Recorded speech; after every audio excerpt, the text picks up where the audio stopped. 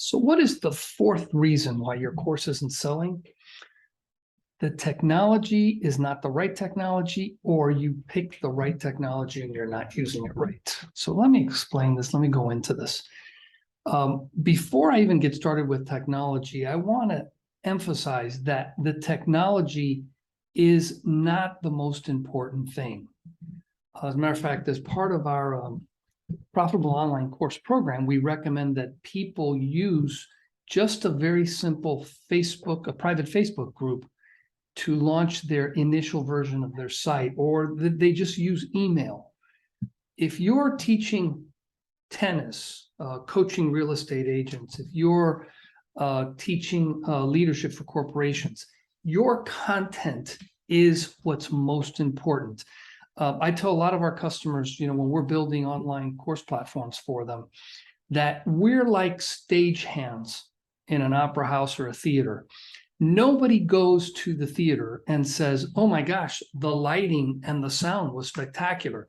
If they are, it means that something is overshadowing the person on stage. And your content is what should be the star of the show. When I'm working a technology platform, we need to enhance that, make that as attractive as possible. However, that should not be what gets emphasized. When people are trying to learn, let's say they want to become better realtors, and you're selling a real estate, teaching a real estate sales course, build your real estate practice program.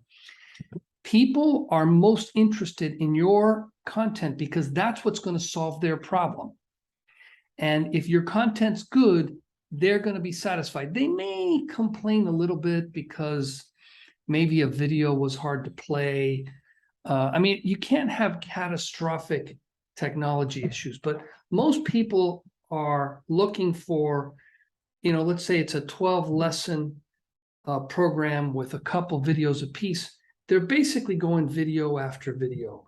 And if the videos contain the right content, if the videos need some worksheets or some reading material and they can get at them, they're going to be happy.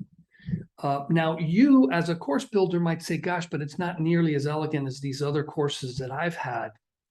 You're not competing against that other course you had. You're providing a service, you're solving a problem, and you have to make sure the technology that you have gets the job done. Now, when I talk about using a private Facebook group, I'm mainly focused on people who are just starting off. And if you are starting off, keeping your technology simple is our biggest recommendation, because you don't want the technology to get in your way. You don't want technology to be slowing you down.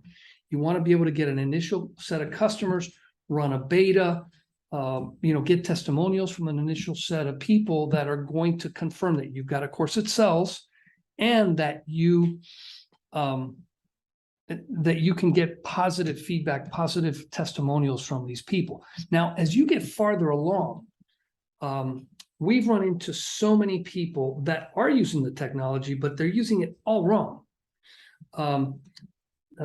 We get pulled in to WordPress membership sites, and our specialty is BuddyBoss, LearnDash. We have a lot of sites that interact with Keep using a tool called Memberium. We run into so many configurations where they've overcomplicated things. They've taken the most complicated route, building potentially for some future scaling issues that don't exist today. And as a result, they've spent a lot of time, effort, and money building something that's never going to be used, or is going to be used so far into the future that it's probably something that should have been a phase 2 or a phase 3 item. I run into, as a matter of fact, in the last 3 months, I've run into two projects where the previous IT guy had used WordPress multi-site, which is a tool that, and it's like the wrong tool. It's like wearing sneakers to a formal gala or something. Although, well, that's a bad example because people are wearing sneakers in a lot of places, but it's just the wrong tool. I've run into people where they've added security layers into the environment to protect themselves against security issues that are very unlikely to happen when they instead could have maybe upgraded their hosting, their website hosting, and have that be included in just regular hosting. So I can't stress enough how technology should not be the big challenge. And if it is, give us a call. I give a lot of free advice out to people. Keep your technology simple, because if you want your course to sell, it should not be because your technology is out of this world. And if you do use technology, make sure you're using it right and you're getting recommendations on how to use the technology from people that really know their stuff.